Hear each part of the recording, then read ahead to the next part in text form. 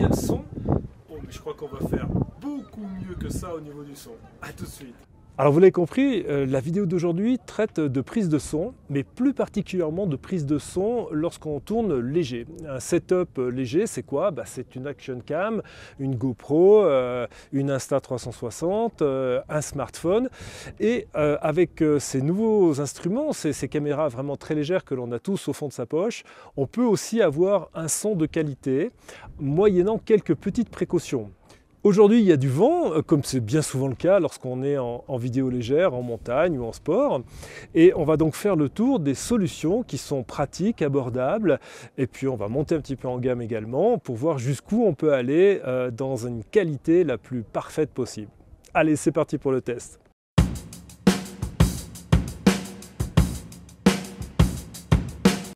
Allez, on attaque tout de suite dans le vif du sujet avec un smartphone, mon smartphone en l'occurrence, l'iPhone 11 qui me suit depuis presque un an maintenant, et avec le micro interne. Vous allez voir que très rapidement ces micros internes montrent leurs limites dès qu'il y a un petit peu de vent. Là il n'y a pas grand chose, je dirais 10-15 km/h de vent, comme c'est très souvent le cas quand on se promène à l'extérieur, et ça devient très vite gênant. On va voir tout de suite comment faire pour remédier à cet état de fait.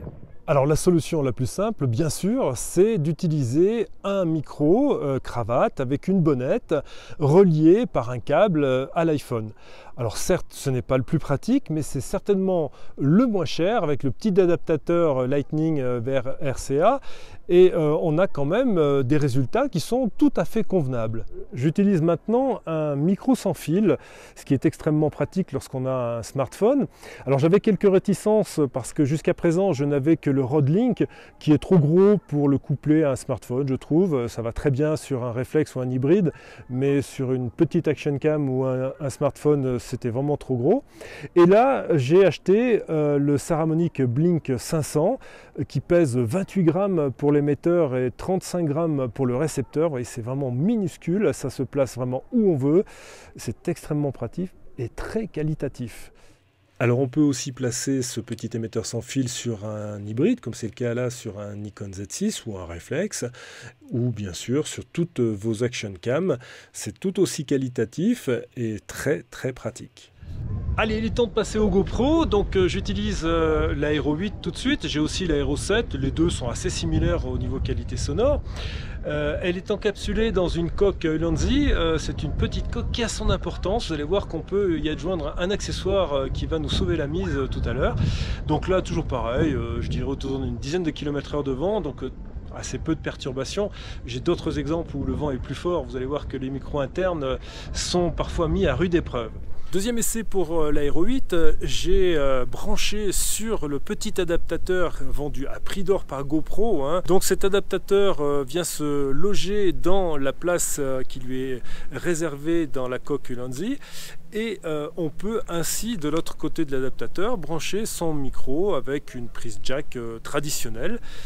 Là, j'ai branché le Rode VideoMic. Bon, c'est un tout petit micro, là une cinquantaine d'euros, avec une belle bonnette qui permet déjà d'avoir une protection assez efficace contre le vent. Allez, on change d'enregistreur sonore pour la Hero 8 toujours.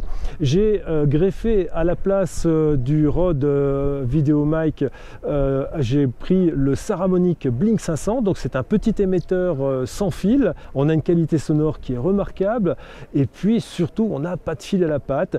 Avec cette petite fourrure, on a vraiment la possibilité d'aller dans le vent. C'est très souvent le cas, vous savez, quand on fait du ski, du vélo, en montagne, il y a toujours un peu d'air.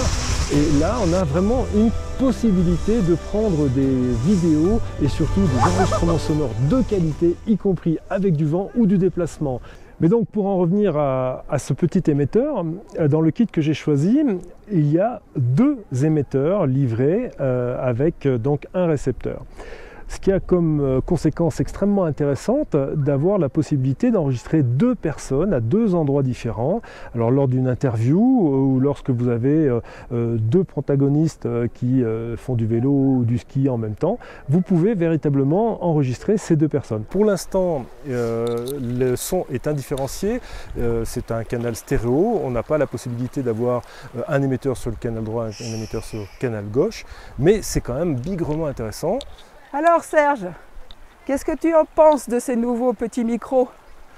Bah écoute, ça a l'air de bien marcher, y compris un petit peu à distance. C'est quand même super sympa et on a cette capacité à produire des films sportifs avec 2 sujets distincts, éloignés l'un de l'autre. Alors bien sûr, ces micros peuvent aussi servir dans une utilisation beaucoup plus familiale. Si vous avez un enfant qui bouge et qui a envie de vous parler un petit peu de loin, c'est possible. Ça va Lélio? Qu'est-ce que tu fais? Je fais des ricochets. Vas-y, montre-moi. Wow, elle est froide. Elle est un peu froide, hein, mais elle est drôlement jolie quand même. Hein. Oui, elle est transparente. Voilà, je suis à peu près 15 mètres de distance et on a quand même un son qui est tout à fait intelligible. C'est quand même très pratique, y compris, vous voyez, en utilisation un peu familiale. On va voir maintenant d'autres solutions qui sont des solutions un petit peu moins vidéo légères ou ultra légères, mais je tenais aussi à vous les montrer parce que ça peut permettre aussi de se rendre compte qu'on peut aller plus loin dans la qualité de restitution sonore et aussi dans les conditions. Vous allez voir, on a eu un petit peu de vent dernièrement, j'ai fait quelques essais et là il faut vraiment tout et tout mon matériel un petit peu plus élaboré pour pouvoir récupérer une bande son correcte. Je fais mon petit essai de micro avec du vent. Là pour le coup on a vraiment un vent assez fort, rafaleux, et on va voir. Donc je suis avec la Hero 8 et le micro interne. Deuxième essai avec ce coup-ci le petit Saramonic et sa bonnette qui ne m'a pas l'air extrêmement efficace parce qu'on a quand même encore des bruits de souffle de vent assez présents. Allez, pour ce nouvel essai on change de micro, c'est le Video Mic de Rode avec sa grosse bonnette Dead Cat. Dans les possibilités également qui nous sont offertes pour avoir un enregistrement externe de qualité, on a aussi ce petit type d'enregistreur, le petit Sony.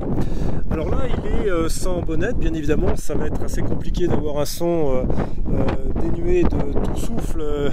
Donc là je lui ai rajouté carrément une belle bonnette. On va voir si ce petit enregistreur Sony externe nous permet d'avoir une qualité inférieure, supérieure, vidéo mic que Rode que j'ai actuellement sur la Hero 8. Alors pour aller un petit peu plus loin dans cette démarche, j'ai pris ce coup-ci un enregistreur externe de qualité un petit peu supérieure, le Zoom H6. Alors, je vais enlever la bonnette.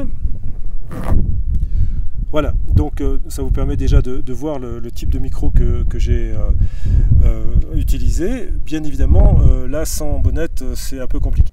Bien sûr, on n'est plus tout à fait dans l'ultralight et là on ne peut plus parler tout à fait de matériel à emporter en randonnée ou en activité sportive intense.